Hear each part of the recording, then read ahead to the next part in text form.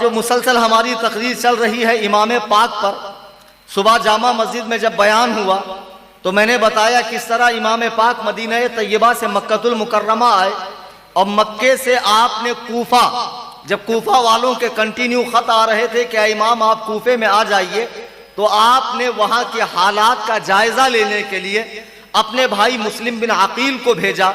وہ وہاں جاتے ہیں، اور جانے کے بعد جب انہوں نے دیکھا ماحول بہت اچھا ہے، عجلت میں انہوں نے امام عالی مقام کو خط لکھ دیا کہ کوفہ کا ماحول سازگار ہے، آپ تشریف لائیے، ہزاروں لوگ اپنی گردنیں آپ کے جھنڈے تلے کٹانے کے لیے تڑپ رہے ہیں، اگر آپ آتے ہیں تو یہ بڑا سا لشکر یزید کی حکومت کا تختہ پلٹ دے گا، اور اس طرح خلافت کے جو صحیح حقدار یعنی آپ ہیں، خلافت آپ کو مل جائے گی، اور مسلمانوں کو ایک ظالم و جابر بادشاہ سے نجات مل جائے گی۔ امام عالی مقام کے پاس یہ خط پہنچا، لیکن کوفہ میں حالات بدل گئے، امام مسلم کو شہید کر دیا گیا، ان کے ساتھ ان کے بچوں کو بھی شہید کر دیا گیا، لیکن یہ خط جیسے ہی امام حسین کے پاس پہنچا، اب امام حسین کے پاس کوئی چارہ نہیں رہا۔ بڑے بڑے صحابہ سمجھاتے رہے کہ امام عالی مقام آپ مکے سے نہ جائیں، کوفہ والوں کا بھروسہ نہیں ہے، کوفہ والے آپ کے ساتھ دغا کر سکتے ہیں۔ امام حسین نے امام مسلم کا خط دکھایا، دیکھو میرے بھائی نے خط بھیجا ہے، اب مجھے جانا پڑے گا۔ اب آپ اپنے نفوس قدسیہ کے ساتھ مکہ المکرمہ سے نکلتے ہیں، ایک روایت میں ہے کہ ٹوٹل 72 لوگ نکلے، اور زیادہ تر روایتوں میں ہے کہ 82 لوگ۔ اب 82 بھی مان لو تو ان میں چند عورتیں ہیں، ان میں بہت چھوٹے چھوٹے 9-10 سال کی عمر کے بھانجے بھی ہیں، بلکہ ایک 6 مہینے کا بچہ بھی ہے، ایک امام حسین کی 7 سال کی بیٹی سکینہ بھی ہے، ان میں کچھ بیمار بھی ہیں، کچھ بوڑھے بھی ہیں، کچھ عورتیں بھی ہیں۔ اب یہ ٹوٹل 82 سے زیادہ کسی نے ان کی تعداد بیان نہیں کی ہے، پھر بھی آپ جوڑیں کہ یہ 82 لوگ، اور کربلا میں 22,000 کا لشکر ان کو مارنے کے لیے کھڑا ہوا ہے، یعنی ایک آدمی پر 300 آدمی۔ اللہ اکبر کبیرہ، دنیا نے کبھی ایسا منظر نہیں دیکھا ہوگا کہ ایک 6 مہینے کے بچے کو مارنے کے لیے 1-2 لوگ نہیں، 300 لوگ موجود ہیں۔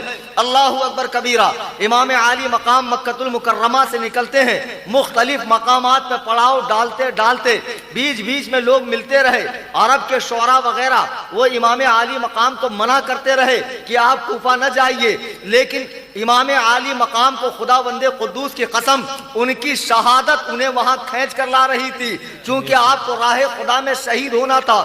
آپ کربلا کی طرف بڑھے جا رہے ہیں، کوفہ کی طرف بڑھے جا رہے ہیں، یہاں تک کہ جب عبید اللہ ابن زیاد کو پتا چلا کہ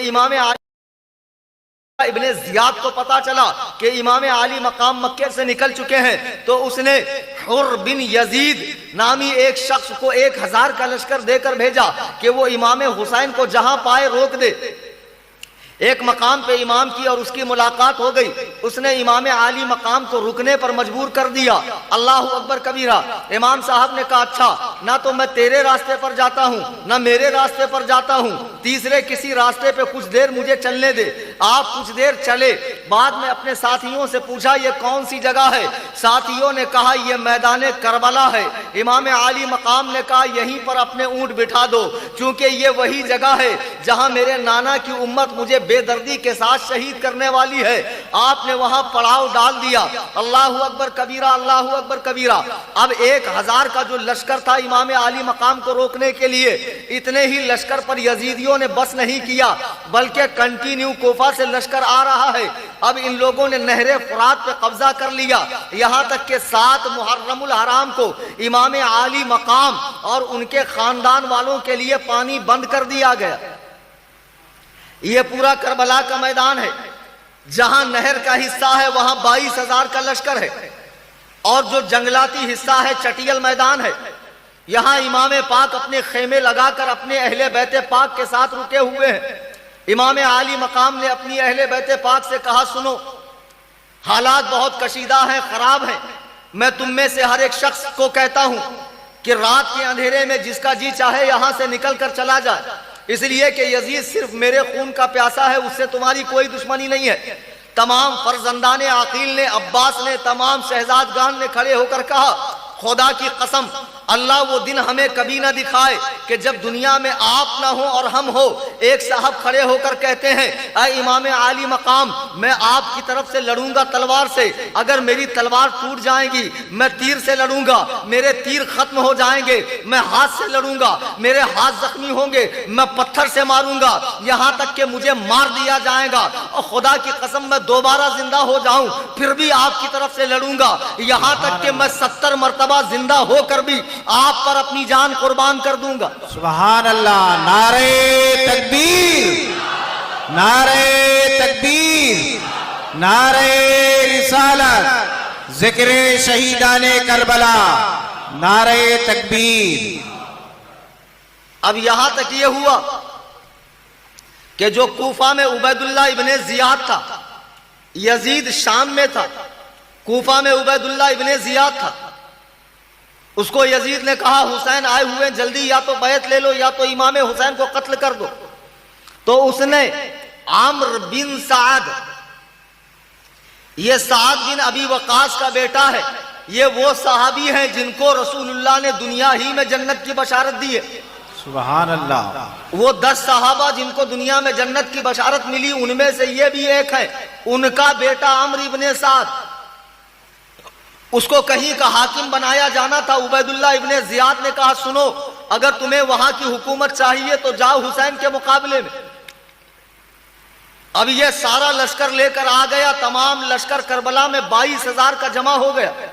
امام عالی مقام نے عمرو ابن سعد کو بلوایا، بلوانے کے بعد کہا سنو، میں 3 باتیں پیش کرتا ہوں، ایک یہ کہ میں جہاں جانا چاہتا ہوں مجھے جانے دو، دوسرے یہ کہ مجھے ڈائریکٹ یزید کے پاس لے کر چلو، تیسرے یہ کہ جہاں تک تمہاری سلطنت ہے میں اس سے نکل کسی اور ملک میں جاؤں گا۔ تو عمرو ابن سعد کو یہ بات اچھی لگی، اس نے سوچا اس طرح یہ جھگڑا ختم ہو جائے گا اور میرے ہاتھ بھی آل رسول کے خون سے رنگیں گے نہیں۔ اس نے یہ خط لکھ کر عبید اللہ ابن زیاد کو بھیجا کہ اللہ نے نفرتوں کی آگ کو ٹھنڈا کر دیا اور صلح کی صورت نکل گئی ہے، کیا تم ان تمام باتوں پر راضی ہو؟ جب عبید اللہ ابن زیاد نے یہ خط پڑھا تو وہ خوش ہو گیا کہ چلو اچھا ہے، کسی طرح لڑائی جھگڑے سے بات نہیں آ رہی ہے لڑائی جھگڑے کی۔ لیکن وہاں پر ایک خبیث بیٹھا ہوا تھا، وہ خبیث کھڑا ہوا اور اس نے کہا کہ اے امیر، آج یہ لوگ تمہاری سرزمین پر ہے تو ڈر کے مارے صلح کی بات کر رہے ہیں، اگر حسین تمہارے قبضے سے باہر نکلیں گے تو پھر بڑا لشکر تیار کر کر آئیں گے اور تم پر حملہ کریں گے۔ میں کہتا ہوں ابھی تھوڑی تعداد میں ہے تو کچل دو، ختم کر دو، انہیں کسی طرح کا کوئی چانس نہ دو۔ عبید اللہ ابن زیاد نے اس کی اس بات کو سنا اور اسے صحیح سمجھا، اسے کہا سنو ایک کام کرو، تھوڑا سا لشکر تم لے کر جاؤ، اگر عمرو ابن سعد یہ حسین کے ساتھ لڑائی کرتا ہے تو ٹھیک ہے، ورنہ سارا لشکر اس سے چھین کر تم سپہ سالار ہو جانا اور حسین سے لڑائی کرنا۔ یہ خبیث کربلا میں آتا ہے اور عمرو سے کہتا سنو مجھے امیر نے حکم دیا ہے یا تو تم حسین سے لڑائی کرو یا تو لشکر کی سپہ سالاری چھوڑ دو۔ عمرو ابن سعد وہ دنیا کا لالچی کتا تھا، اس نے کہا نہیں میں لشکر کی سپہ سالاری نہیں چھوڑوں گا۔ یہ کہتے ہوئے کمان میں تیر ڈالا اور 9 محرم کو خیمہ امام حسین کی طرف چلا دیا۔ امام حسین کے خیمے میں ہڑنگم مچ گیا کہ یہ کیا بات ہو گئی۔ امام عالی مقام باہر آئے، لوگوں نے بتایا کہ یزیدی حملہ کر رہے ہیں، یزیدی تیر پھینک رہے ہیں۔ امام عالی مقام گھوڑے پر بیٹھتے ہیں، قریب آتے ہیں اور لشکر اشقیاء کے سامنے کھڑے ہو کر کہتے ہیں لوگوں سنو، تم جانتے ہو میں تمہارے نبی کا نواسا ہوں اور مجھے عبادت اور ریاضت بہت پسند ہے، تم جنگ کرنا چاہتے ہو بے شک کرو، لیکن ایک رات کی مجھے مہلت دے دو کہ میں پوری رات خداوند قدوس کی بارگاہ میں توبہ و استغفار کروں، نمازیں پڑھوں، نوافل پڑھوں، ذکر و اذکار کروں۔ امام حسین کس بات کے لیے مہلت مانگ رہے ہیں؟ نمازیں پڑھنے کے لیے، توبہ و استغفار کے لیے۔ آج جو لوگ امام حسین کے نام پر دنیا بھر کی خرافات کرتے ہیں، ذرا ایک لمحے کے لیے تنہائی میں بیٹھ کر سوچیں، کیا ان کا کردار امام حسین کے کردار کے مطابق ہے؟ صرف دعویٰ زبانی کام نہیں چلے گا. زبانی جمع خرچ کی ویلیو دنیا کے کسی کورٹ میں نہیں ہوتی ہے. عمل دکھانا پڑتا ہے. عمل کیا ہے؟ پریکٹیکلی آپ کیا کر رہے ہیں؟ امام عالی مقام نے 1 رات کی مہلت مانگی. یزیدیوں نے کہا ٹھیک ہے ہم نے آپ کو 1 رات کی مہلت دے دی. امام عالی مقام رضی اللہ تعالیٰ اپنے خیمے میں آتے ہیں. تمام لوگوں کو جمع کیا اور کہا سنو میں ایک بار پھر کہتا ہوں، رات کا اندھیرا ہے، تم میں سے جو چاہے نکل جائے، مجھے میرے حال پر چھوڑ دو. تمہاری جنگ یزید سے نہیں ہے، یزید سے میری جنگ ہے. تمام ساتھی رونے بلکنے لگے کہ اے امام عالی مقام آپ یہ کیسی بات کر رہے ہیں؟ امام حسن کے شہزادوں نے کہا ہم آپ کو چھوڑ کر آج چلے جائیں تو کل قیامت میں ہم اپنے بابا جان کو کیا منہ دکھائیں گے کہ میرا بھائی حسین کرب و بلا میں اکیلا تھا اور تم اسے چھوڑ کر چلے آئے. تمام ساتھیوں نے بڑھ چڑھ کر امام عالی مقام کی ہمت افزائی کی، حوصلہ افزائی کی. امام عالی مقام نے دیکھا کہ ان میں سے کوئی واپس جانے والا نہیں ہے. آپ رات بھر نمازیں پڑھتے رہے، توبہ استغفار کرتے رہے، کثرت سے نوافل پڑھتے رہے، خداوند قدوس کی بارگاہ میں سجود نیاز لٹاتے رہے. اب جب سورج نکلا 10ویں تاریخ کا سورج، ہجری 61 ہے، محرم کی 10 تاریخ ہے، جمعہ کا دن ہے. سورج طلوع ہوا، سورج دھیرے دھیرے بلند ہونے لگا اور کربلا کے ذرے آگ کی تپش کی طرح گرم ہونے لگے. اللہ اکبر کبیرہ. اب یزیدیوں نے اپنے لشکر کی صف بندی کر دی اور باقاعدہ جنگ کا اعلان ہو گیا. وہ ہر جس نے امام حسین کو رکنے کے لیے مجبور کیا تھا، اس نے عمرو ابن سعد سے کہا کیا واقعی میں تم امام حسین سے جنگ کرو گے؟ اس نے کہا ہاں، میں ایسی جنگ کروں گا جس میں سروں کی بارش ہوگی، جس میں ہاتھ پیر کٹ کٹ کے گریں گے. حر نے کہا تیری ماں تجھ پر روئے، کیا تجھے نہیں پتا کہ یہ رسول اللہ کے نواسے ہیں؟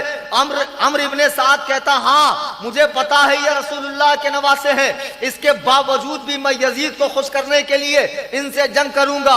حر نے کہا ہائے افسوس، میں نے کیا مصیبت مول لی، میں نے امام کو یہاں رکنے پر کیوں مجبور کیا. یہ کہتے ہوئے یزیدیوں کا خیمہ چھوڑا، امام عالی مقام کے قدموں میں آ کر گرے، معافی چاہی، بخشش طلب کی. امام بڑے دل کے آدمی تھے، معاف کر دیا. اب امام کی طرف سے جا کر لڑنے لگے. اب یہاں سے ایک آدمی نکلتا، وہاں سے کئی لوگوں کو واصل جہنم کرتا. یہ لوگ 3 دن کے بھوکے پیاسے بھی ہیں، وطن سے دور بھی ہیں، ان کے پاس اسلحے نہیں ہے، ان کے پاس بارود نہیں ہے، ان کے پاس سامان لشکر نہیں ہے، ان کے پاس سامان جنگ نہیں ہے. یہ نہتے ہیں، یہ لوگ معذور ہیں، بیمار ہیں، بوڑھے ہیں، بچے ہیں، ان میں چند ہی لوگ جوان ہیں. لیکن اللہ اکبر کبیرہ، ایمان کی طاقت دیکھیے، ایمان کی قوت دیکھیے. جب بھی ایک شیر امام حسین کی بارگاہ سے نکل کر یزیدی فوج کی طرف آتا، کئی یزیدیوں کو واصل جہنم کرتا. اس طرح امام پاک کے نام پر کئی لوگ قربان ہوتے گئے. اب بچے امام پاک کے خانوادے کے چند لوگ. تو اس میں سے حضرت قاسم جو امام پاک کے سگے بھتیجے ہیں اور امام حسن کی اولاد ہیں. ایک سوال کل میرے پاس ناروے سے آیا تھا، امریکہ سے. بڑا اچھا سوال تھا کہ جب کربلا سے امام زین العابدین ہی واپس گئے تو حسنی سید کہاں سے آ گئے؟ کیونکہ وہ تو حسینی ہے، تو آج جو حسنی سید ہے وہ کہاں سے آ گئے؟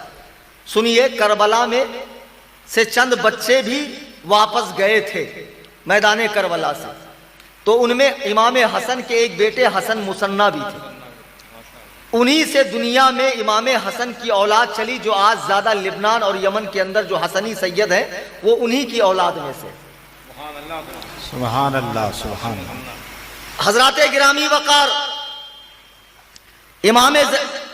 امام حسین کے بھتیجے حضرت قاسم آتے ہیں. ابھی جوانی کی دہلیز پہ قدم رکھا ہے، عمر 19 سال ہے. چہرے پہ مونچھ ابھی برابر سے پھوٹی نہیں ہے، ہلکی ہلکی مونچھ ہے. چہرہ بڑا خوبصورت ہے، چونکہ یہ رسول اللہ کے خاندان کے لوگ ہیں. آتے ہیں، کہتے ہیں چچا جان مجھے جنگ میں جانے کی اجازت دے دو. امام عالی مقام کی 56 سال کی عمر ہو چکی ہے. بوڑھا چچا کہتا ہے بیٹا آخر میں کس منہ سے تمہیں جانے کی اجازت دوں؟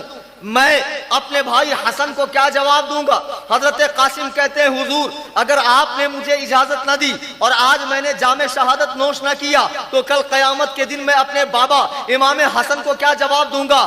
آپ کو واسطہ ہے بابا جان کا، آپ کو واسطہ ہے چادر زہرا کا، مجھے اجازت دیجئے۔ بادل ناخواستہ امام عالی مقام نے اپنے شہزادے اپنے بھتیجے کو اجازت دے دی، آپ کے سر پہ عمامہ باندھا، آپ کو جبہ زیبتن کیا، آپ کے ہاتھ میں تلوار حیدری ذوالفقار حیدری تھمائی اور کہا الوداع بیٹا۔ اب یہ شہزادہ میدان میں آتا ہے، یزیدی کانپ گئے، اتنا خوبصورت حسین و جمیل۔ تو کچھ یزیدیوں نے کہا ارے ابھی تو تیری عمر کھیلنے کی ہے، ایک کام کر ہمارے خیمے میں آ جا، یزید تجھے مال و دولت سے مالا مال کر دے گا۔ حضرت قاسم نے کہا ایسی دولت پہ میں لعنت بھیجتا ہوں جو سیدہ ظاہرہ کے لال کا خون بہا کر حاصل کی جائے، مجھے ایسی دولت کی کوئی امید اور توقع نہیں ہے۔ سنو اے یزیدیو، تم میں کوئی ایسا ہو جسے جہنم میں جانے کی جلدی ہو تو میرے مقابلے میں آ جائے۔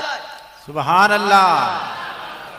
تو عمرو ابن سعد نے ایک پہلوان کو دیکھا، ارزق جس کا نام تھا، اس کے اندر 1000 آدمیوں کی طاقت تھی، 1000 آدمیوں سے لڑنے کی طاقت تھی اس میں۔ عمرو ابن سعد نے کہا جاؤ۔ ارزق ہنسنے لگا کہ اے عمرو ابن سعد پاگل تو نہیں ہو گیا، مجھے دیکھ اس بچے کو دیکھ، پگلا گئے ہو تم؟ کیا کہہ رہے ہو؟ ذرا سوچو میں اس کے مقابلے میں کیسے جاؤں؟ جب بھی کوفہ میں کوئی بہادر کا نام پوچھا جاتا ہے تو میرا نام سب سے پہلے لیا جاتا ہے، تم مجھے اس کے مقابلے میں بھیج رہے ہو۔ عمرو نے کہا بیٹا پہلوان تم اسے بچہ سمجھ رہے ہو، تمہیں یہ نہیں معلوم کہ اس کے رگوں میں حیدر کرار کا خون دوڑ رہا ہے، ذرا مقابلے میں جا کر تو دیکھو۔ سبحان اللہ یا رسول اللہ۔ اللہ اکبر کبیرہ۔ پہلوان کہتا ہے ٹھیک ہے اے سعد تو اتنا فورس کر رہا ہے تو میں تو نہیں، لیکن میرے سب سے چھوٹے بیٹے کو بھیجتا ہوں، بڑا بھی نہیں سب سے چھوٹا۔ سعد نے کہا اچھی بات ہے۔ اس کا چھوٹا بیٹا آیا اور مست ہاتھی کی طرح یہاں وہاں کی بڑی بڑی کرنے لگا۔ امام قاسم کچھ دیر اس سے کھیلتے رہے اور کھیلتے کھیلتے ایسا زوردار وار کیا کہ اس کا سر اس کے دھڑ سے الگ ہو گیا اور وہ ہمیشہ ہمیشہ جہنم میں داخل ہو گیا۔ جب اس کے دوسرے بھائی نے دیکھا کہ میرے بھائی کا کام تمام ہو گیا تو پاگل کتے کی طرح وہ بھی دوڑا دوڑا آیا، امام قاسم نے اس کا بھی کام کر دیا، یہاں تک کہ اس کے چاروں بیٹوں کو جہنم میں پہنچا دیا۔ اب ارزق کا دماغ جو ہے کھولنے لگا، پاگل ہو گیا کہ یہ کیا، اس نے تو میرے 4 بیٹوں کو مارا۔ اب یہ خود امام قاسم کے مقابلے میں آیا، کہا تجھے پتا نہیں میں کتنا بڑا پہلوان ہوں کہ عراق میں میرے مقابلے کا دوسرا کوئی نہیں ہے، میں ایسا ہوں میں ویسا ہوں، میں یہ ہوں میں وہ ہوں۔ امام قاسم نے کہا اتنا بڑا پہلوان بنتا ہے اور تجھے تو یہ بھی نہیں معلوم کہ تیرے گھوڑے کی ذہن کھلی ہوئی ہے، بندی ہوئی نہیں ہے، ذرا گھوڑے کو تو دیکھ۔ جیسے ہی اس نے گھوڑے کو دیکھا امام قاسم نے بھرپور وار ایسے کیا کہ وہ تڑپ کے نیچے گرا۔ کہتا قاسم تم نے دھوکہ کیا ہے۔ امام قاسم کہتے بے وقوف، جب تو بچے کی چال نہ سمجھ پایا تو پہلوان کیسا، تیرے جیسے پہلوان پہ لعنت ہے۔ اللہ اکبر کبیرہ۔ جب عمرو ابن سعد نے دیکھا کہ ایک ایک سے بڑے بڑے نامی گرامی پہلوان کام آ رہے ہیں تو اس نے کہا اے میری فوج کے لوگوں ایک ساتھ حملہ کر دو، اس لیے کہ ہاشمی نرغے کا یہ شیر اکیلا اس سے کوئی لڑ نہیں سکتا ہے۔ تمام یزیدی کتے پاگل کتوں کی طرح حضرت قاسم پر جھمٹ گئے اور اتنے زور و شور سے وار کرنے لگے، پے در پہ وار کرنے لگے۔ آپ 3 دن کے بھوکے پیاسے ہیں، زخموں کی تاب نہ لا کر نیچے گر گئے اور زور سے چلایا یا عماہ العطش العطش، اے چچا جان پانی پانی، یا عماہ ادرکنی، اے چچا خبر لیجئے۔ امام عالی مقام دوڑ کر آئے، بھتیجے کو اٹھایا، چہرے سے زلفیں ہٹائی، خون صاف کیا۔ حضرت قاسم کہتے ہیں چچا پانی پانی۔ امام حسین نے کہا بیٹا فکر نہ کرو، حوض کوثر پر تمہارے دادا दादा आली के मुर्तजा जामे कौसर लिए खड़े हुए हैं। बेटा चंद ही देर में तुम कौसर का जाम पीने वाले हो, तुम्हें अब दुनिया की पानी की जरूरत नहीं है। अल्लाहू अकबर कबीरा, अल्लाहू अकबर कबीरा। इमाम आली मकाम का ये जानिसार भतीजा भी आप पर जान वार करके हमेशा हमेश के लिए जन्नत नईम में दाखिल हो गया। सुभान अल्लाह। अब इसके बाद इमाम पाक के खेमे में एक छोटी बच्ची है 7 साल की, 3 औरतें भी इमाम हुसैन की हैं, एक 6 महीने का बच्चा भी है। शहर बानो आकर हजरत अब्बास जो इमाम हुसैन के भाई है उनको आलमदार कहते हैं, मतलब झंडा पकड़ने वाला। हमेशा जंगों में दोनों तरफ की पार्टियों के झंडे हुआ करते थे। आलम अरबी में झंडे को कहते हैं, आलमदार यानी झंडा पकड़ने वाला। बीवियां उनके पास आई कि खेमे में हमारे दूध सूख चुके हैं, हमारे तनों में दूध नहीं है कि बच्चों को पिलाए। ऐ अब्बास थोड़ा सा पानी ले आओ। छोटी सी भतीजी सकीना बार बार कहती है चचा पानी पिलाओ। हजरत अब्बास अलमबरदार को यह मंजर बर्दाश्त न हुआ। आपने एक मशकीजा लिया, घोड़े पर सवार हुए और हवा में तलवार लहराते हुए कई यजीदियों को वासिले जहन्नम किया। नहरे फुरात पर पहुंच गए, मशकीजे में पानी भरा। एक लम्हे के लिए ख्याल आया थोड़ा सा पानी पी लेता हूं तो ताकत आएगी। जब पानी को उठाया तो अब्बास को ख्याल आता है अब्बास खेमे में हुसैन की 7 साल की बेटी भी प्यासी है, खेमे में हुसैन भी प्यासे हैं, खेमे में 6 महीने का बच्चा अली असगर भी प्यासा है और तू पानी पिएगा। आपने पानी को फेंक दिया, पानी पीना गवारा नहीं किया, मशकीजा उठाकर चलते हैं। जब लश्करे यजीद ने देखा कि 3 दिन से भूखे प्यासे हैं तो हजारों लोगों को जहन्नम में पहुंचा दिया। अरे अगर ये पानी उस खेमे में पहुंच गया तो दुनिया से यजीदियत का नाम मिट जाएगा, यजीदियत का नाम लेने वाला कोई नहीं रहेगा। इन पर हमला करो। अल्लाहू अकबर। तमाम यजीदियों ने झपट्टा मारा। आप एक हाथ से मशकीजा पकड़ते हैं, एक हाथ से लड़ रहे हैं, इसी बीच में आपका एक हाथ शहीद होता है। आप मशकीजे को होंठ से पकड़ते हैं और एक हाथ से तलवार चला रहे हैं। उन खबीसों ने दूसरा हाथ भी कलम कर दिया और मटके में तीर मारना शुरू किया। मटके का सारा पानी बह गया। आप जख्मों से चूर चूर होकर नीचे गिरते हैं और फरमाते हैं या अखाहु अदरिकनी, ऐ मेरे भाई मेरी खबर लीजिए। अल्लाह अल्लाह। इमाम आली मकाम करीब आते हैं, देखते हैं अब्बास सा प्यारा भाई आज करबला में काम आ गया। ज़ारो कतार रोने लगते हैं, तसल्लियां देते हैं कि फिक्र न करो भाई, अनकरीब तुम दादी, अनकरीब तुम माँ फातिमा जहरा से मिलने वाले हो, अनकरीब तमाम खानदान नबूवत के अफराद तुम्हारा इंतजार कर रहे हैं। आप उन्हें तसल्ली देते हैं और इस तरह आपके भाई भी आप पर जान वार कर हमेशा हमेश के लिए जिंदा हो जाते हैं। अल्लाहू अकबर कबीरा। अब बारी है इमाम आली मकाम के साहबजादे हजरत अली अकबर की।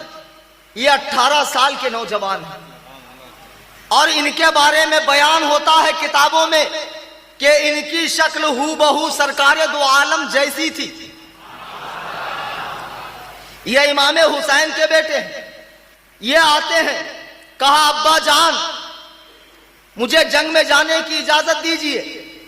इमाम आली मकाम ने कहा बेटा तुम क्या कह रहे हो, आखिर मैं अपने बेटे को कैसे जंग में जाने की इजाजत दे सकता हूं। बेटा ज़ारो कतार रोने लगा। इमाम ने इजाजत नहीं दी।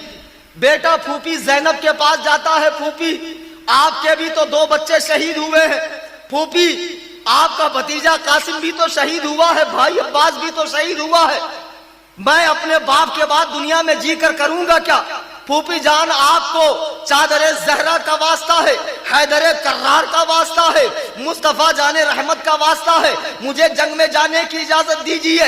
दुनिया में कौन सी फूफी होगी जो अपने भतीजे को अपने सामने मरता हुआ देखेगी। अल्लाह अकबर कबीरा। लेकिन ज़ैनब ने जब देखा कि भतीजा मारने को तैयार नहीं है, आपने बादिले नाखास्ता इजाजत दे दी। चेहरे को चूमा, पेशानी को चूमा, होठों को चूमा, कहा जाओ बेटा मैं तुम्हें इजाजत देती हूँ। इमाम आली मकाम के पास आए, अब्बा जान फूफी ने इजाजत दे दी है।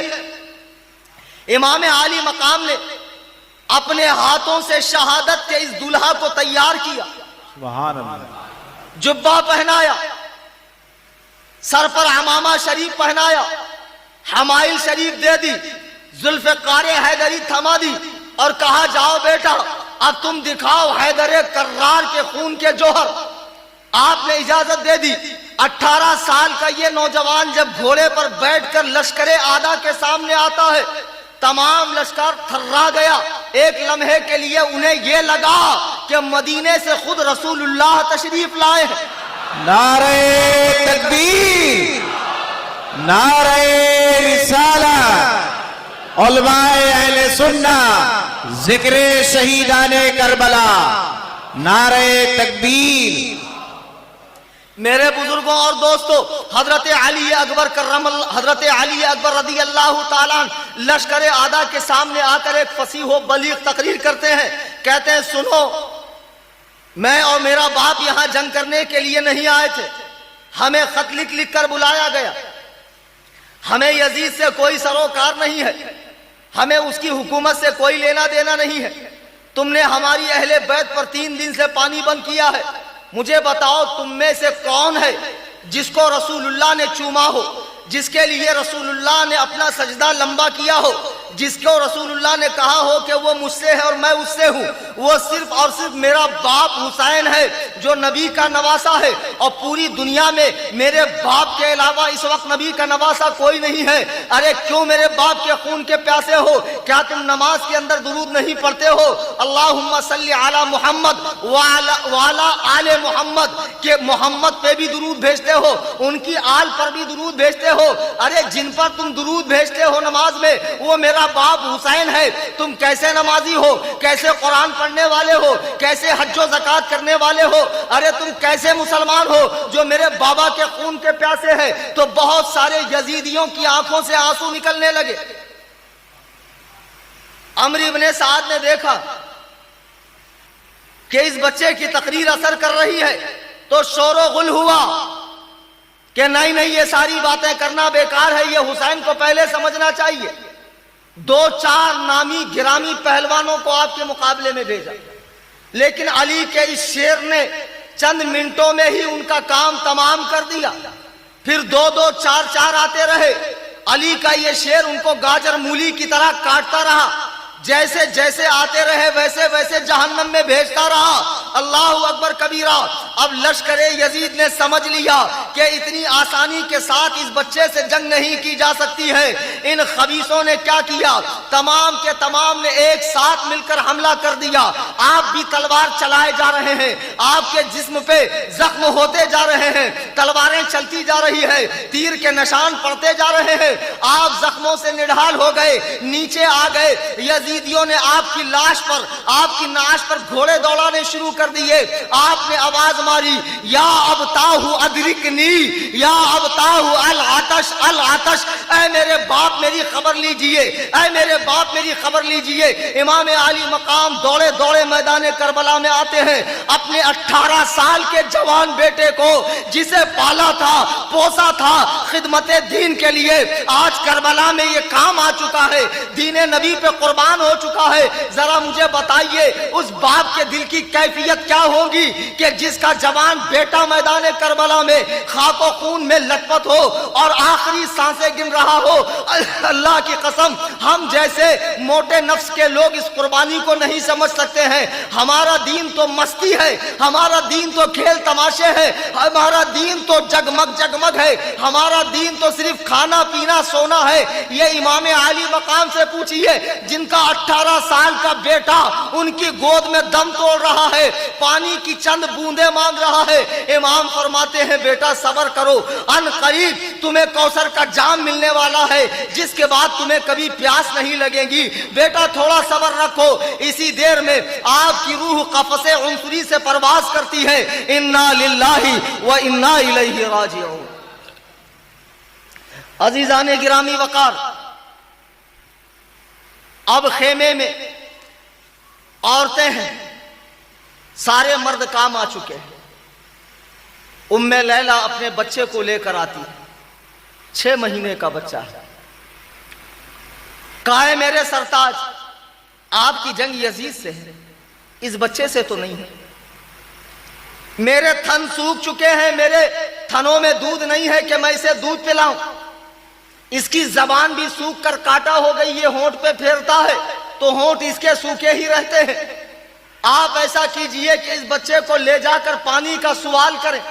امام عالی مقام فرماتے ہیں, اے ام لیلا تمہیں معلوم نہیں اللہ نے ہمیں ایسے ہاتھ والا بنایا ہے, ایسے ہاتھ والا نہیں, ہمیں دینے والا بانٹنے والا بنایا ہے, مانگنے والا نہیں بنایا ہے. ام لیلا کہتی ہے میرے سرتاج میں جانتی ہوں اللہ نے آپ کو دینے والا بنایا ہے, کرم والا بنایا ہے, خلق والا بنایا ہے, عطا کرنے والا بنایا ہے, سائل نہیں بنایا. لیکن میں بھی تو سائل ہوں, میں بھی تو اس بچے کی ماں ہوں, میں آپ سے بھیک مانگتی ہوں. اے میرے شوہر نامدار, میرے اس بچے کو پانی کے چند قطرے پلائیے. دیکھو بچہ کیسے رو رہا ہے, کیسے تڑپ رہا ہے, پالنے میں کیسے ہاتھ پیر مار رہا ہے. امام علی مقام نے دیکھا کہ ایک سائلہ پانی کا سوال کر رہی ہے. ارے یہ تو وہ ہے جو کسی کا سوال ٹھکراتے نہیں ہے. بچے کو لے کر لشکر اعداء کے سامنے آتے ہیں. لشکر اعداء کے سامنے آ کر کہتے ہیں سنو, تمہاری جنگ میرے ساتھ ہے, جو تمہارا بگاڑا ہے میں نے بگاڑا ہے. یہ 6 مہینے کا بچہ ہے, اسے نہ تو بولنا آتا ہے, نہ کروٹ لینا آتا ہے, نہ رینگنا آتا ہے, نہ چلنا آتا ہے. اس کا کیا قصور ہے؟ آج 3 دن سے خیمے میں پانی نہیں ہے اور یہ بچہ پیاس سے بلک رہا ہے, سسک رہا ہے. میں کہتا ہوں چند قطرے پانی اس بچے کو دے دو. خدا کی قسم اگر چند قطرے پانی بھی دے دو گے تو میں اپنا خون معاف کر دوں گا اور قیامت کے دن نانا جان سے تمہیں حوض کوثر پلاؤں گا. اللہ اکبر کبیرہ. امام عالی مقام نے جب یہ بات کہی تو لشکر میں سے ایک خبیث کہتا, حسین ہم جانتے ہیں تمہارے خیمے میں بہت بچے ہیں, تم ایک ایک بچے کو لاؤ گے اور ہر ایک کے نام پہ پانی کا سوال کر کے پانی جمع کر کے پیو گے. امام علی مقام کے آنسو نکل گئے. کہا خبیث, اگر میں دنیا کا طلبگار ہوتا تو میں پہلے دن ہی یزید کی بیعت کر کے ہر طرح کی نعمت اپنے نام کروا لیتا, لیکن نہیں, میں نے دنیا کو پسند نہیں کیا. تو مجھ پہ اتنی بڑی تہمت مان رہا ہے کہ میں اس بچے کے نام سے پانی لے کر خود پیوں گا. یہ بات چل ہی رہی ہے کہ ایک خبیث نے کمان میں تیر لگایا اور ایسا زوردار تیر مارا, اللہ اکبر, 6 مہینے کے بچے کے حلق میں تیر لگ گیا, ہلکا سا خون باہر نکلا. امام پاک نے جب خون دیکھا کہا بارے الہ گواہ رہنا, تیرے نبی کے دین کے لیے حسین نے کربلا میں اپنے 6 مہینے کے بچے کو بھی قربان کر دیا. مجھے بتاؤ اس باپ کی کیفیت کیا ہوگی جس کے ہاتھ میں اس کا 3 دن کا بچہ بھوکا پیاسا دم توڑ چکا ہو. اللہ اکبر کبیرہ. صبر و رضا کے اس پہاڑ نے بچے کو لیا اور لے کر خیمے میں واپس آتے ہیں. ام لیلا دیکھتی ہے بچہ جب جا رہا تھا تڑپ رہا تھا, ہاتھ پیر مار رہا تھا, جب آ رہا ہے تو بچہ ہاتھ پیر نہیں مار رہا ہے. خوش ہو گئی, بچے کو پانی مل گیا. ام لیلا کہتی ہے میرے سرتاج کیا میرے بچے کو پانی مل گیا؟ حسین کہتے ام لیلا اصغر کبھی پانی نہیں مانگے گا, اصغر کبھی تجھ سے دودھ نہیں مانگے گا, اصغر اب بلکیں گا نہیں, اصغر اب سسکیں گا نہیں, لے جا. اصغر ہمیشہ کے لیے سو چکا ہے. یہ خاندان نبوت پہ ظلم ہو رہا ہے, یہ ان پہ ظلم ہو رہا ہے جن کے بارے میں قرآن کہتا ہے انما یرید اللہ لیذھب عنکم الرجس اہل البیت. اے نبی کے گھر والوں, ہم نے تم سے ہر طرح کی ناپاکی دور کر دی ہے. یہ وہ لوگ ہیں قرآن جن کے گھر میں نازل ہو رہا ہے, یہ وہ لوگ ہیں اسلام کی ہدایت جن کے گھر سے چلی ہے, یہ وہ لوگ ہیں قرآن و سنت کا نور جن کے گھر سے دنیا میں پھیلا ہے. آج اسی آل پیغمبر کو پانی کے لیے تڑپایا جا رہا ہے, بے دردی سے مارا جا رہا ہے. اللہ اکبر کبیرہ. یہ قربانی امام کی صرف اور صرف اس لیے تھی کہ ہمارے چہرے پر داڑیاں ہو, ہمارے سروں پر ٹوپیاں ہو, ہم لوگ نمازی بن جائیں, ہم لوگ دین پہ چلنے والے بن جائیں. خدا کی قسم اگر اس مقصد حسین سے ہٹ کر کوئی کام کرتے ہو تو تم لاکھ دلیل لے کر آؤ, وہ دلیلیں بیکار ہے. روح حسین کو تکلیف ہوتی. نعرہ تکبیر, نعرہ تکبیر, نعرہ رسالت, ذکر شہیدان کربلا, علماء اہل سنت. नारे तकबीर, नारे रिसालत। अजीजाने गिरामी वकार, सुभान अल्लाह। अजीजाने गिरामी वकार, अब तमाम लोग खत्म हो चुके हैं, जामे शहादत नोश कर चुके हैं। घर में 3-4 औरतें हैं, 2-4 छोटे छोटे बच्चे हैं और एक बेटा इमाम पाक का बीमार, इतना बीमार है कि बिस्तर से उठ भी नहीं सकता है। लेकिन जब उसने देखा कि सब लोग खत्म हो चुके और बाबा के सिवा कोई बचा नहीं, वो नहीफो लागर बेटा खड़ा हो जाता है। बुखार इतनी शिद्दत का है कि पैर कांप रहे हैं। इमाम आली मकाम के पास आकर कहता, अब्बा जान, क्या मैं आपका सगा बेटा नहीं हूं? इमाम ने फरमाया, बेटा क्यों नहीं, तुम मेरे सगे बेटे हो। फिर उसने कहा, बाबा जान, क्या हम लोग हक पर नहीं हैं? इमाम ने कहा, बेशक हम ही लोग हक पर हैं। हम हक पर ना होंगे तो दुनिया में कौन हक पर होगा? अगर हम हक पर ना होते तो अल्लाह हमें खानदान नबूवत में पैदा ना करता। तो फिर बेटे ने कहा, बाबा जान, आपने कासिम को इजाजत दी, अब्बास को इजाजत दी, औनो मोहम्मद को इजाजत दी, अली अकबर को इजाजत दी, अली असगर भी शहीद हो चुके हैं। बाबा मैं बचा हूं, क्या आप नहीं चाहते कि मैं मैदान करबला में जाऊं और जामे शहादत नोश करूं? इमाम आली मकाम के आंसू निकल पड़े, ज़ारो कतार रोने लगे। कहा, बेटा तुमने देखा नहीं कि मदीने का ये लुटा हुआ काफिला करबला में पूरी तरह बर्बाद हो चुका है। आज अगर तुम यहाँ काम आ गए तो खुदा की कसम मेरी नस्ल दुनिया से हमेशा के लिए खत्म हो जाएगी। तुम्हें पता नहीं, रसूलुल्लाह ने मदीने में फरमाया था, अय्युकुमुस सकलैन, मैं तुम में 2 चीजें छोड़ रहा हूं। नबी ने फरमाया था, 2 चीजें छोड़ रहा हूं। पहली चीज अल्लाह की किताब है, दूसरी चीज मेरी अहले बैत है। नबी ने कुरान का साथी अहले बैत को बनाया। नबी ने सहाबा को साथी क्यों नहीं बनाया कुरान का? इसलिए कि सहाबा बेशक बहुत बड़ी जमात है, लेकिन कयामत तक रहने वाली जमात नहीं। दुनिया में आखिरी सहाबी हिजरी 120 में दुनिया से चले गए, तो साथी उसको बनाया जाता है जो साथ दे, हमेशा साथ चले, हमेशा साथ निभाए। नबी ने हमारी अहले बैत को कुरान का साथी बनाया। आज अगर तुम जंग में शहीद हो गए तो मेरी नस्ल चलेगी कैसे? धरती पर कुरान अकेला रह जाएगा। ऐ मेरे बेटे, मैं तुम्हें इजाजत नहीं दे सकता करबला में जाने के लिए। सुनो, तुमसे मेरा नाम चलना है। एक बात तुम्हें और बता दूं कि जंगे करबला से पहले किसी भी आलिम से पूछिए, इमाम हुसैन के नाम से पहले दुनिया में हुसैन नाम का कोई था ही नहीं, कोई नहीं था। यजीद नाम के लाखों करोड़ों थे उस वक्त भी, लेकिन जब जंगे करबला हुई तो आज तक यजीद नाम का कोई शख्स नहीं हुआ और हुसैन नाम के करोड़ों लोग दुनिया में मौजूद हैं। बेशक, सुभान अल्लाह, सुभान अल्लाह। देखने में ये लगता है कि ये 82 लोग जंग हार गए, ये लुटा पिटा काफिला करबला में बर्बाद हो गया, लेकिन खुदा की कसम ये ऐसे आबाद हो गया कि आज करोड़ों लोगों के दिलों में हुसैन बसे हुए हैं और हर महफिल से सदा आती है, या हुसैन, या हुसैन, या हुसैन, और कयामत तक इंशाअल्लाह या हुसैन की सदाएं आती रहेगी। बेशक बेशक, सुभान अल्लाह, सुभान अल्लाह। यजीद की हुकूमत तो वक्ती तौर पे थी। देखो, यजीद भी मर गया। आज आपको मालूम है उसकी कब्र पे फातिहा पढ़ने वाला कोई नहीं, लेकिन इमाम आली मकाम की कब्र अनवर पे 1 सेकंड के लिए भी इंसानी हुजूम खत्म नहीं होता है।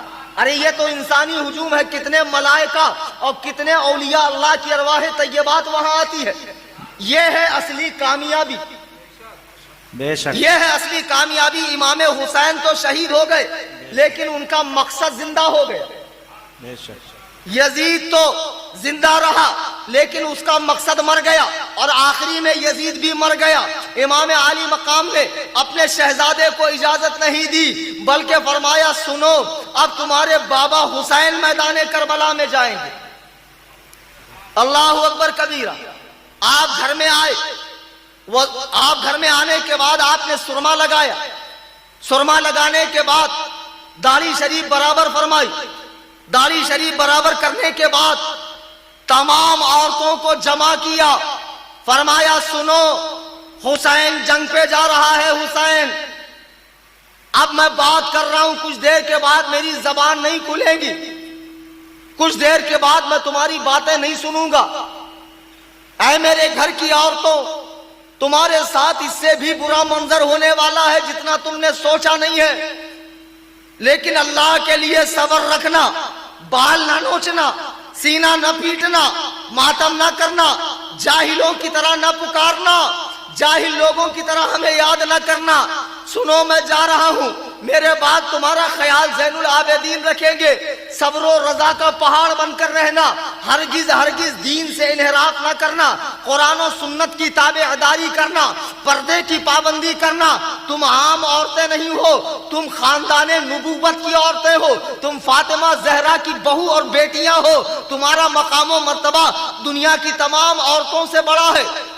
آپ نے تمام عورتوں کو صبر و رضا کی تلقین فرمائی، بے شک اور اس کے بعد امامہ شریف پہنا، رسول اللہ کا امامہ شریف، سبحان اللہ، اور جبہ مبارک زیبتن فرمایا، آنکھوں میں سرما بھی لگا ہے، داڑھی شریف بھی بنی ہوئی ہے، امامہ بھی ہے۔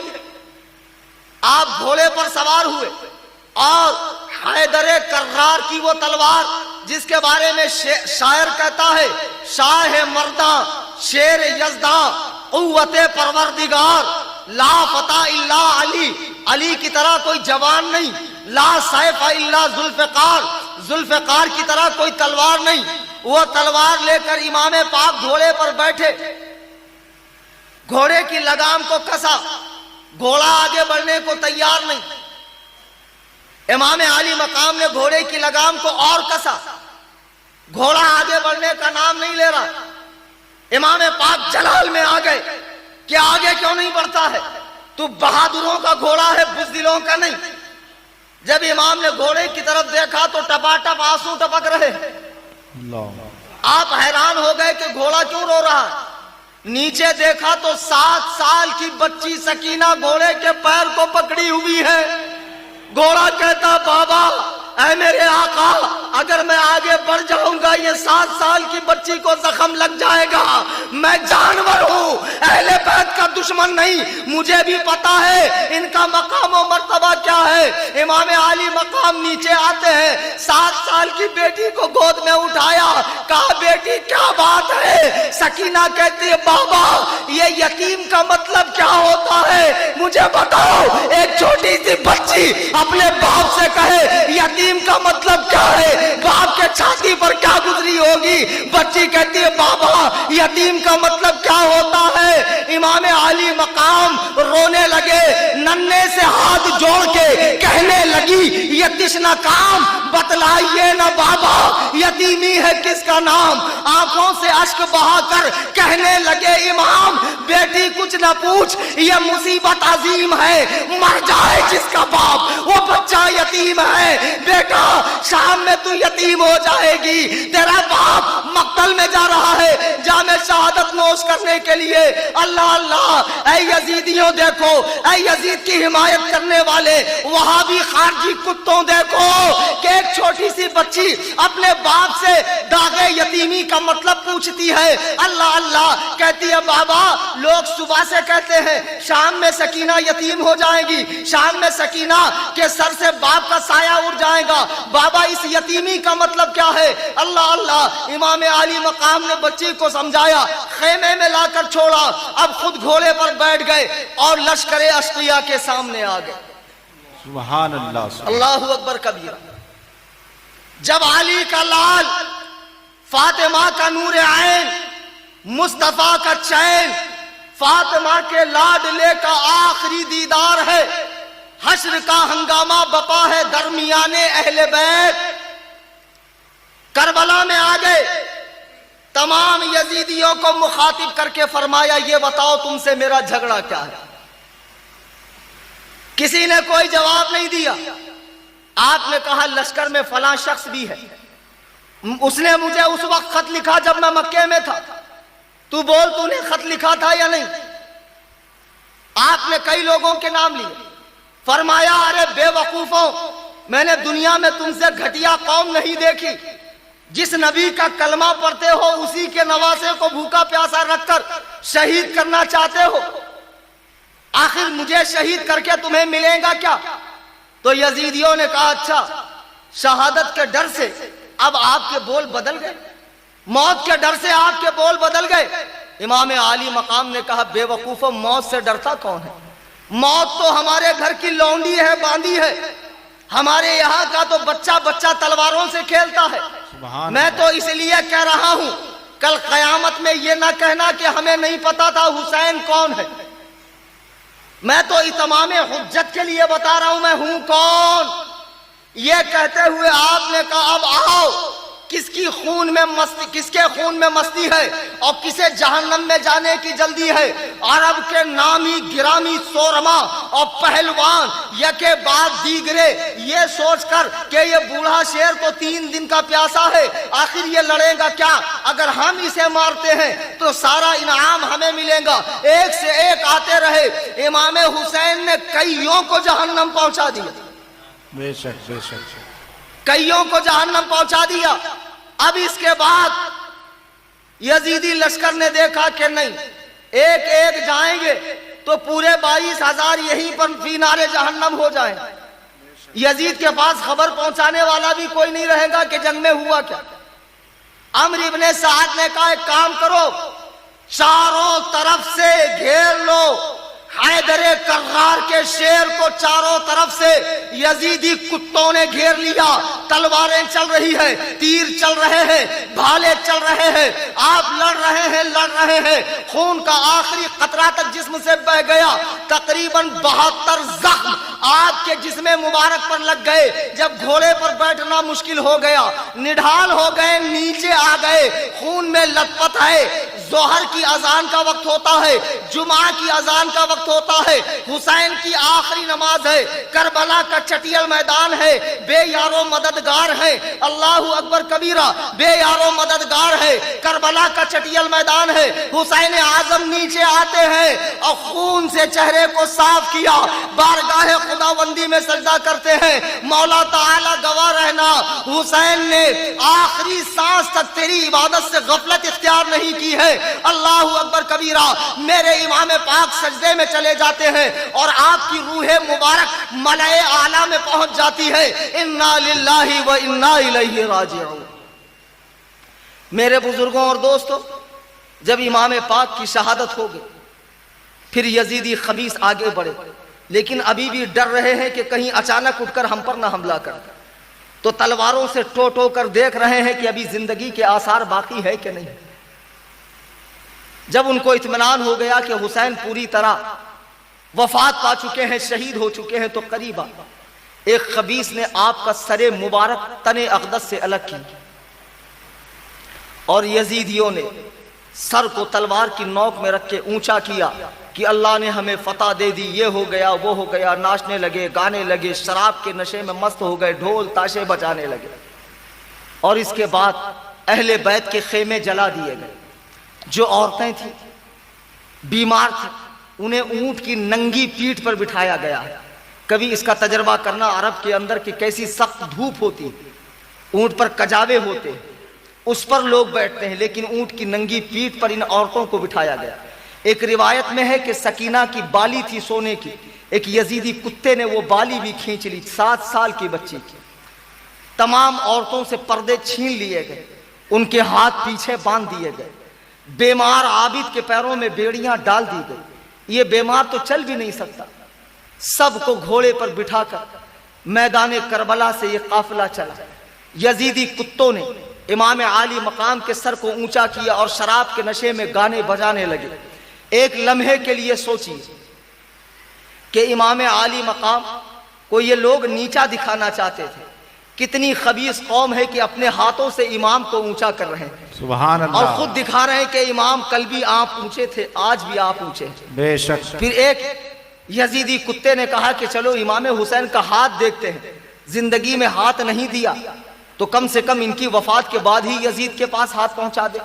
پورے میدان کربلا میں ہاتھ تلاشا لیکن اسے ہاتھ ہی نہیں ملا، اور امام عالی مقام نیزے پر یہ پیغام دے رہے، بے وقوفو، میں نے زندگی میں ہاتھ نہ دینے کا اعلان کیا تھا، ابے احمقو، میں کل بھی زندہ تھا، میں اب بھی زندہ ہوں۔ میرے امام فرماتے ہیں تو زندہ ہے واللہ، تو زندہ ہے واللہ، میری چشم عالم سے چھپ جانے والی۔ سبحان اللہ، نعرہ تکبیر، نعرہ تکبیر، نعرہ رسالہ، ذکر شہیدان کربلا، علماء اہل سنت، نعرہ تکبیر۔ حضرات گرامی وقار، ظلم و ستم کی یہ داستان ہر سال بیان ہوتی رہیں گی، ہر سال آپ سنتے رہیں گے، لیکن ہر سال آپ کے ایمان میں بالیدگی اور تازگی پیدا ہوتی رہیں گی کہ آج جو ہم مسلمان ہیں اور بڑی آسانی سے مسلمان ہیں، کیوں؟ مسلمان کے گھر میں پیدا ہو، ہم نے مسلمان بننے کے لیے کوئی باقاعدہ فارمیلٹی پوری نہیں کی ہے، کوئی فارم نہیں بھرا، کوئی فیس نہیں دی، بڑی آسانی کے ساتھ مسلمان گھر میں پیدا ہو گئے، مسلمان ہو گئے۔ لیکن یہ اسلام کرب و بلا کے صحرا سے نکل کر دنیا کے کونے کونے میں، افریقہ کے جنگلات میں، بر اعظم ایشیا میں، ایسے ملک میں جہاں ہمارے باپ دادا کبھی مندروں میں گھنٹا بجاتے تھے، آج ہماری زبان کلمہ توحید کے مٹھاس سے آشنا ہے۔ تو یہ حسین اعظم کا صدقہ ہے۔ بے شک۔ حسین کی یاد مناؤ، حسین زندہ ہیں، اپنے دلوں میں زندہ رکھو، لیکن حسین کے طریقے پر یہ ڈھول، یہ تاشے، یہ بازے، یہ تازیے اور فلاں فلاں بزرگ کی طرف نسبت دے کے انہیں بدنام نہ کرو۔ اللہ کی قسم کسی بھی کوئی بزرگ نے اس قسم کے تماشے نہیں کیے ہیں۔ میرے بزرگوں اور دوستوں، امام عالی مقام نے بہت بڑی قربانی اس دین کے لیے دی، بے شک۔ اتنی بڑی قربانی کا تو ہم آپ سوچ بھی نہیں سکتے۔ آج مسجدوں میں اعلان ہوتا چندے کے لیے، لوگوں کے جیبوں سے پیسہ نہیں نکلتا ہے۔ اعلان ہوتا ہے عالم کی مدد کرنے کے لیے، لوگ اپنے جیب سے پیسے نہیں نکالتے۔ امام عالی مقام نے اتنی بڑی قربانی دی کہ پورا کنبہ راہ خدا میں قربان کر دیا، پورا کے پورا کنبہ۔ خدا کی قسم اتنا احسان امام عالی مقام کا اس دین پر ہے کہ ہم اور آپ سوچ بھی نہیں سکتے۔ اس احسان کو یاد کرو اور عہد کرو کہ میں اس جلسہ پاک میں آیا، 5 دن تک امام حسین کی میں نے باتیں سنی ہے، آج سے میرے زندگی کا لائف اسٹائل چینج ہو جائے گا۔ آج سے میں کسی فلمی ایکٹر کو، کسی یورپین کلچر کے ماننے والوں کو فالو نہیں کروں گا، میں فالو کروں گا تو صرف اور صرف اہل بیت پاک اور صحابہ کرام کو۔ آج لوگ عجیب عجیب ہیئر اسٹائل میں بال رکھتے ہیں، عجیب عجیب کپڑے پہنتے ہیں اور کہتے ہیں فلاں فلم میں فلاں اسٹار نے یہ کپڑے پہنے ہیں، فلاں اسٹار نے یہ کپڑے پہنے ہیں۔ یہ لوگ ہمارے اسٹار نہیں ہیں۔ نبی فرماتے ہیں اصحابی کن نجوم فبأیہم اقتدیتم واہتدیتم، میرے صحابہ ہدایت کے تارے ہیں، ان میں سے جس کو بھی فالو کرو گے نجات پا جاؤ گے۔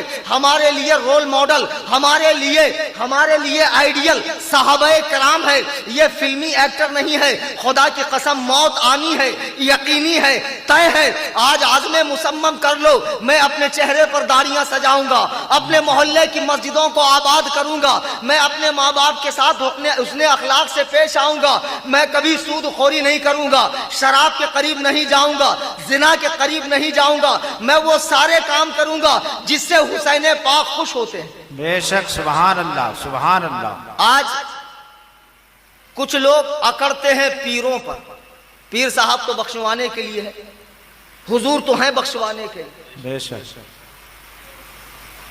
امام غزالی فرماتے ہیں جس محلے کا عالم صرف اور صرف اللہ کی رحمت اور حضور کے شفاعت کی بات کرے، وہاں شیطان کے جانے کا کام نہیں، چونکہ شیطان کا کام وہ خود کر رہا ہے۔ اللہ بے شک غفور الرحیم ہے، لیکن وہ قہار و جبار بھی ہے۔